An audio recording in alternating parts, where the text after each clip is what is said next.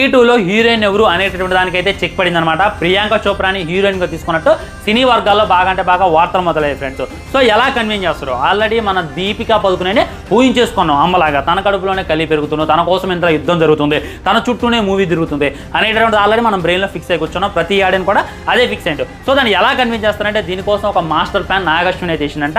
అదేంటి అంటే డూప్లికేట్ అమ్మాయి ఎవరైతే ఉన్నారో తనే దీపికా పదుకునే అంట. సో మన ఒరిజినల్ అమ్మని దాపెట్టడానికి అశ్వత్థామకు ఆల్రెడీ తెలుసు కలి అనేటటువంటి వాడు మోస్ట్ పవర్ఫుల్. ఆయన చూసుకున్నట్లయితే కలికి పుట్టేటటువంటి పుట్టక జ్ఞాపకాలు. సో అలాంటి వాడికి ఒరిజినల్ అమ్మ ఎవరు అనేటటువంటిది తెలిస్తే తను తనెమ్మడబడతో తను ఏదో ఒకటి చేస్తారు అనేటటువంటి ఉద్దేశంతో ఒరిజినల్ అమ్మని దాపెట్టి వీళ్ళందరినీ మ్యానిపులేట్ చేయడానికి, ఈ విధంగా భైరవాని వీళ్ళందరినీ కూడా మ్యానిపులేట్ చేసి ఇది చేయడానికి ఒరిజినల్ అమ్మని దాపెట్టి డూప్లికేట్ అమ్మ చుట్టూ కథ అయితే తిప్పారంట. సో పార్ట్ 2లో చూసుకున్నట్లయితే దీపికా పదుకునే దండ అయితే పడిద్దంట. మన భైరవ దీపికా పదుకుని ఒకసారికి వెళ్ళిపోతారు కదా, ఆ టైంలో బుజ్జి క్రాష్ అయ్యి దీపికా పదుకుని అయితే చనిపోద్దంట. అందరూ అమ్మ చనిపోయింది అనే